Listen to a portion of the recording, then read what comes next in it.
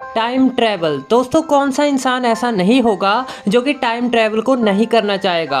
हर एक इंसान का ये सपना रहता है कि वे टाइम ट्रैवल करके फ्यूचर में जाकर अपने भविष्य को देख सके या फिर पास्ट में जाकर ऐसी गलतियां जो पहले कभी उनसे हुई थी उन्हें वापस से ठीक कर सके। लेकिन फिलहाल हमारे पास ऐसा कोई भी लीगल सोर्स नहीं है जिससे कि हम टाइम ट्रैवल करके अपने भविष्य या फिर पास्ट में जा सके। लेकिन बहुत से लोगों द्वारा टाइम ट्रैवल किए जाने की बहुत सी घटनाएं हमारे सामने लगातार आती रहती हैं, जो कि हमें ये एहसास कराती हैं कि टाइम ट्रैवल वाकई में पॉसिबल है। और आज की इस वीडियो में हम ऐसे ही एक टाइम ट्रैवल से जुड़ी विक्टर गोडार्ड की एक रहस्यमयी घटना के बारे में जानने वाले हैं। So let's begin. ये बात है सन 1935 की। विक्टर गोडार्ड जो कि ब्रिटिश रॉयल एयर फोर्स के एयर मार्शल रह चुके हैं। इसके अलावा भी वर्ल्ड वार 1 और वर्ल्ड वार 2 में RAF यानी कि रॉयल एयर फोर्स में विंग कमांडर भी रह चुके हैं। लेकिन साल 1935 में इनके साथ एक ऐसी रहस्यमयी घटना घटी जिसे जानकर उस वक्त पूरी दुनिया हैरान हो चुकी थी। दरअसल साल 1935 में विक्टर अपने बिप्लेन हॉकर हॉट से सवार होकर एडिनबर्ग स्कॉटलैंड से अपने घर इंग्लैंड जा रहे थे। लेकिन कुछ दिन वहाँ पर रुकने के बाद जब वापस इंग्लैंड से स्कॉटलैंड के लिए अपने प्लेन में निकल चुके थे और वे स्कॉटलैंड के ऊपर से उड़ रहे थे, तो उन्होंने डिसाइड किया कि वे इस बार दूसरे रूट से जाएंगे। ऐसे में विक्टर स्कॉटलैंड के लिए इस बार एडिनबर्ग वाले पुराने रूट से नहीं जा रहे थे, बल्कि वे ड्रीम वाले दूसरे रूट से जाने वाले थे। ड्रीम जो कि एक स्कॉटलैंड का ही छोटा सा गांव था। ऐसे में विक्टर ड्रीम के ऊपर से उड़ते वक्त एक बंद पड़े एयरफील्ड के ऊपर से गुजर रहे थे। ये बंद पड़ा एयरफील्ड वर्ल्ड वार 1 के समय में बनाया गया था, जो कि अब तक एक खाली मैदान के रूप में बदल चुका था। ये एयरफील्ड पूरी तरीके से खराब हो चुका था और इस पर काफी हद तक जंगल भी बन चुका था। इस पर ना ही तो कोई रनवे मौजूद था और ना ही वहाँ पर कोई एरोप्लेन खड़ा हुआ था। ऐसे में इस खराब एयरफील्ड के ऊपर से गुजरते हुए अचानक से विक्टर के सामने एक खतरनाक तूफान आ गया, जिससे कि उस वक्त विक्टर का प्लेन तूफान में पूरी तरीके से उलझ चुका था और साथ ही उनका प्लेन अब तक अनकंट्रोल्ड भी हो चुका था, जिससे कि विक्टर का प्लेन अब नीचे की तरफ गिरने लगा था। और उसके कुछ ही देर बाद विक्टर गोडार्ड का प्लेन एक माउंटेन से जा टकराया। इसके बाद उन्हें हवाएं, तूफान और अजीब बादलों के अलावा कुछ भी दिखाई नहीं दे रहा था। लेकिन अब अचानक से उनका प्लेन उड़ने लगता है और वे अचानक अजीब तरह के बादल और तूफान से किसी तरह बाहर भी निकल आते हैं। लेकिन वे जैसे ही उस तूफान से बाहर निकलते हैं तो वह उस वक्त भी वे उसी एयरफील्ड के ऊपर से ही गुजर रहे होते हैं। लेकिन हैरानी की बात तो ये होती है कि वे बंद पड़ा एयरबेस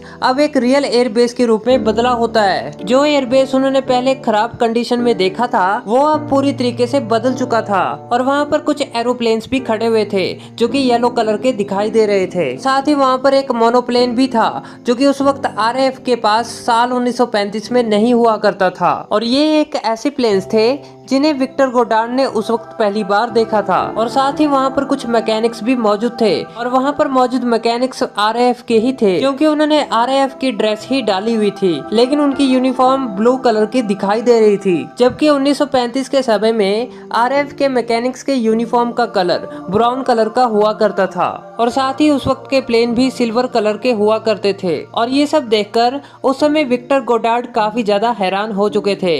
उन्हें उस वक्त कुछ भी ये समझ नहीं आ रहा था कि आखिर ये सब क्या हो रहा है। लेकिन उसके कुछ ही सेकंड्स बाद वही तूफान विक्टर के प्लेन के आगे एक बार फिर से आ चुका था। लेकिन इस बार विक्टर ने अपने प्लेन को किसी तरह संभाल लिया था और जल्दी उस तूफान से बाहर भी निकल आए थे। लेकिन जैसे ही वे तूफान से दूसरी बार बाहर निकले तो उन्होंने कुछ ऐसा देखा जिससे कि वे एक बार फिर से काफी हैरान हो चुके थे। असल में जो फुली फंक्शनल एयरबेस उन्होंने पहले देखा था, जहाँ पर काफी सारे येलो कलर के प्लेन्स भी मौजूद थे, असल में वो एयरबेस अब पूरी तरीके से खंडर में तब्दील हो चुका था। यानी कि वो एयरबेस पहले की तरह ही खराब कंडीशन में अब दिखाई दे रहा था। और उसके बाद किसी तरह उन्होंने अपने प्लेन के बैलेंस को बनाए रखा और कुछ ही टाइम बाद वे एडिनबर्ग में पहुंच गए और वहां पर उन्होंने अपने प्लेन को लैंड किया। प्लेन से बाहर निकलने के बाद अपनी इस घटना को उन्होंने अपने दोस्तों के साथ सभी लोगों को बता दिया था। लेकिन उनके दोस्त उनकी इस कहानी को सुनकर काफी जोर से हंसने लगे थे, यानी कि उनकी बातों पर कोई भी उस वक्त यकीन नहीं कर रहा था।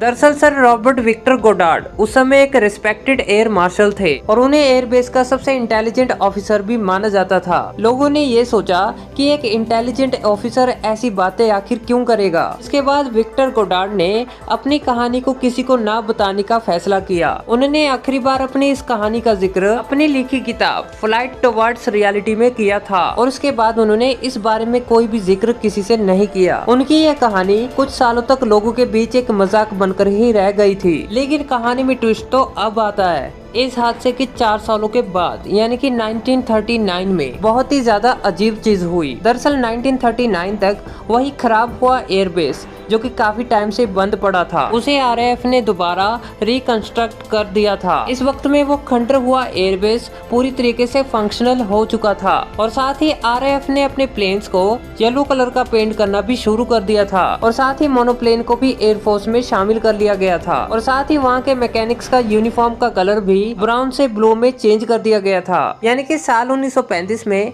जब विक्टर गोडार्ड ने ये चीजें अपनी आंखों से देखी थी तो वही चीजें साल 1939 में सच होती हुई नजर आ रही थी और इसे देखकर सभी लोग और एक्सपर्ट भी काफी ज्यादा हैरान हो चुके थे और साथ ही उस वक्त तक सभी लोग ये भी मान चुके थे कि पहले ही विक्टर गोडार्ड ने टाइम ट्रेवल करके इन सभी चीजों को देख लिया था। 1939 तक सारी चीजें वैसे ही हो चुकी थी जो कि साल 1935 में विक्टर गोडार्ड ने अपने प्लेन के जरिए उस एयरबेस को देखा था और बाद में वैज्ञानिकों ने भी ये मान लिया था कि विक्टर गोडार्ड ने उस घटना के जरिए उस वक्त टाइम ट्रेवल कर लिया था।